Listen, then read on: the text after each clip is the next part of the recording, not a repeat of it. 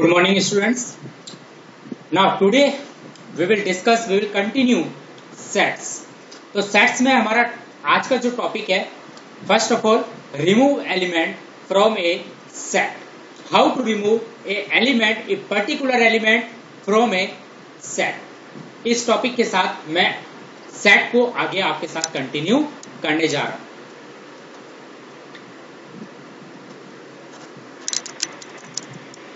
A particular item can be removed from set using methods discard and remove. Set में से अगर हमें कोई भी पर्टिकुलर आइटम रिमूव करना है, उसके लिए हमारे पास दो मेथड है. पहला method discard method and second method remove method. जैसे आप देख सकते हैं मेरे थियोरेटिकल मैंने एक सेट डिक्लेयर किया है S is equal to 1 2 3 5 4 print किया. Now by using discard method I just remove the 4 item from a set. तो S डॉट डिस्कार्ड 4, तो 4 is remove from set S. तो डियर स्टूडेंट प्रैक्टिकली से करके देखते हैं. हम कोई और एग्जांपल लेते हैं. S is equal to 11. Suppose मैंने ये एक आपके सामने एग्जांपल लिया है जिसमें मैंने रैंडमली कोई भी इंटीजर नंबर्स का मैंने एक सेट लिया है. अब सपोज मुझे इसमें से रिमूव करना है 56 को. सबसे पहले मैं इसको प्रिंट करता हूं, प्रिंट S, राइट. अब मैं इसमें से रिमूव करता हूं किसको, 56 को. पहले जब मैं इसे प्रिंट करूंगा तो मेरा आउटपुट क्या आएगा आप देख सकते हैं. मैंने लास्ट लेक्चर में भी आपके साथ डिस्कस किया था इस चीज को. अब मुझे रिमूव करना है 56 बाय यूजिंग डिस्कार्ड मेथड. तो डिस्कार्ड मेथड का यूज करके देखते हैं. S डॉट डिस्कार्ड 56 को मैंने रिमूव किया है. तो 56 हमारा रिमूव हो चुका है. दोबारा अगर मैं इसे प्रिंट करूंगा, प्रिंट S, तो आप देख सकते हैं कि मेरा आउटपुट आया 34, 67, 11, 45, 78 और 89. That means by using discard method 56 item is removed from the set. Okay, आपको समझ में आ गया होगा. अब bye using remove method, remove an element. जैसे इसने लिख रखा है S डॉट रिमूव 2, तो मैं क्या करता हूं, इसी एग्जांपल को मैं आगे कंटिन्यू करता हूं. मेरा अब फाइनल जो सेट है वो है 34, 67, 11, 45, 78, 89. Let us take another example. Suppose मैंने यहाँ पर एक सेट डिक्लेयर किया, मैंने रैंडमली कोई भी यहाँ पर इंटीजर एलिमेंट ले लिया, राइट. सपोज मुझे इसमें से 31 को रिमूव करना है बाय यूजिंग रिमूव मेथड. तो आई विल यूज, सबसे पहले मैं इसको प्रिंट कर लेता हूं, print S. Now S dot remove, यहां पर मैंने आइटम पास किया 31, again print S. Dear student when I run this program आप देख सकते हैं 31 जब मैंने रिमूव मेथड का यूज किया है 31 is completely remove from my set. I hope आपको ये दोनों मेथड समझ में आ गए होंगे. पहला डिस्कार्ड मेथड, दूसरा रिमूव मेथड. आगे बढ़ते हैं. डियर स्टूडेंट सपोज आप सेट में से किसी ऐसे एलिमेंट को, किसी ऐसे आइटम को डिलीट करना चाहते हैं जो आपके सेट में प्रेजेंट ही नहीं है. रिमूव मेथड का यूज करके सपोज आप किसी ऐसे आइटम को रिमूव करना चाहते हैं जो आपके सेट में प्रेजेंट नहीं है, तो डेफिनेटली ये आपको एरर डिस्प्ले करेगा. जैसे कि आप मेरे थियोरेटिकल पार्ट में देख सकते हैं, मैंने एक सेट लिया है जिसमें मैं रिमूव कर रहा हूं 7 को, जो मेरे सेट में प्रेजेंट ही नहीं है. तो डेफिनेटली ये आपको एक एरर शो डिस्प्ले करेगा.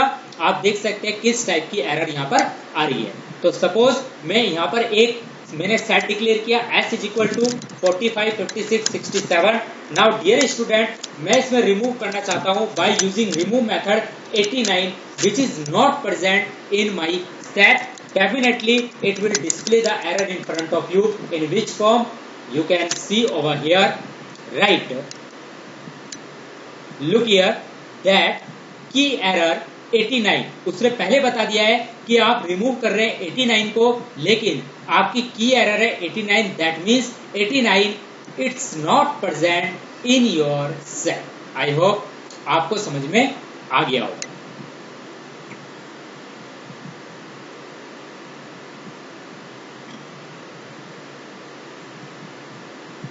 अब डियर स्टूडेंट आगे बढ़ते हैं। We can remove item using pop method. Pop method का यूज करके हम आइटम को किस तरह से रिमूव करते हैं। जैसे मैंने एक सेट डिक्लेयर कर रखा है S इज इक्वल टू 1 2 3 5 4। तो पॉप क्या करेगा, जब भी पॉप मेथड का यूज करेंगे आप सेट में से आइटम को रिमूव करने के लिए, तो पॉप मेथड आपका रैंडमली आपके आइटम को रिमूव करेगा।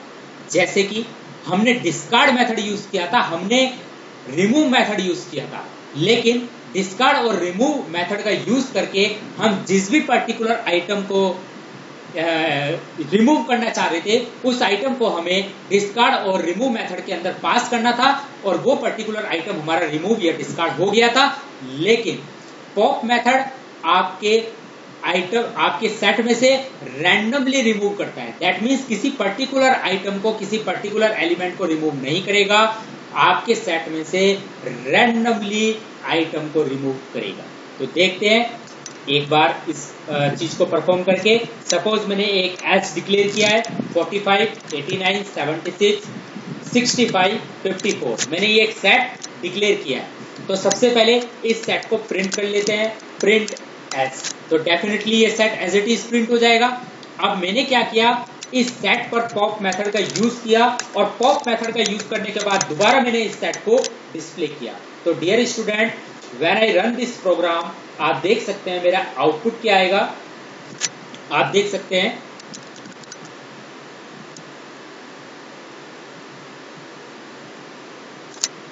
65 76 45 54 89। तो आप देख सकते हैं मेरा जो आइटम रिमूव हुआ है 76 है, 45 है, 54 है, 89 है।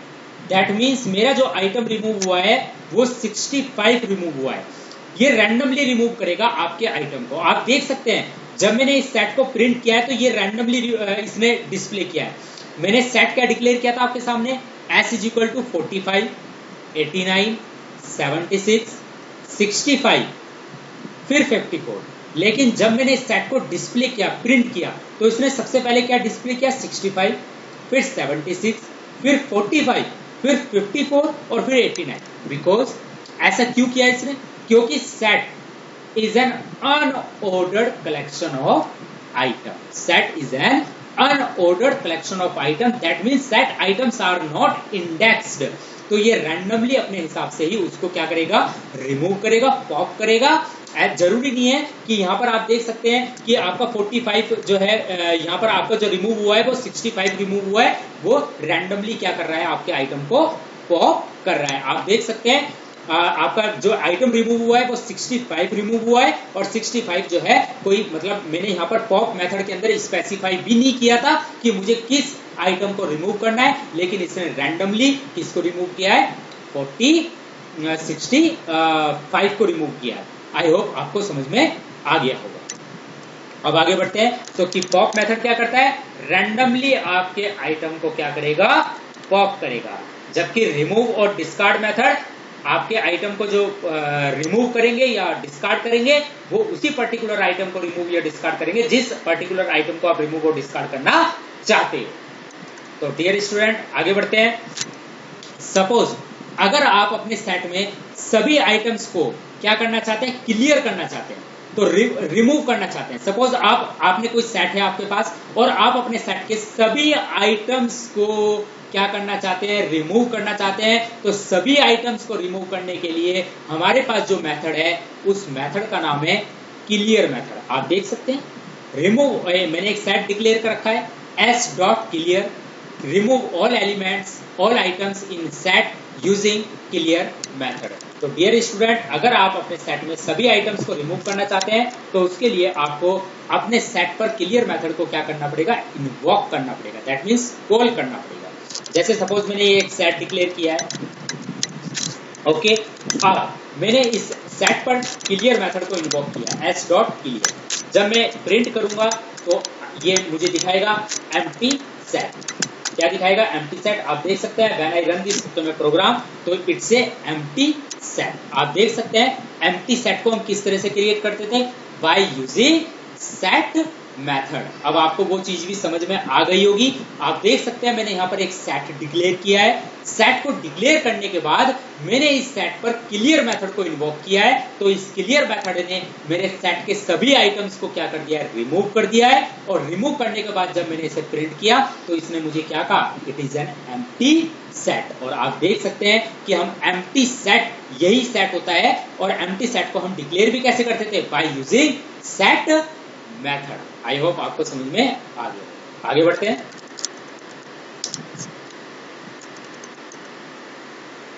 अब डियर स्टूडेंट, अगला टॉपिक मैं आपके साथ डिस्कस करूंगा Python set operations. Python set operation next video में मैं इस टॉपिक को आपके साथ डिस्कस करूंगा, पाइथन सेट ऑपरेशन, राइट। अब तक का जितना भी है आप एक बार अच्छे तरीके से देख लीजिएगा। नेक्स्ट वीडियो मैं आपके साथ लेके आऊंगा सेट ऑपरेशंस, जिसमें यूनियन डिस्कस करेंगे, इंटरसेक्शन डिस्कस करेंगे और कुछ और अदर सबसेट डिस्कस करेंगे, राइट। कुछ अदर जो है ऑपरेशन डिस्कस करेंगे। Thank you very much, have a nice day, take care.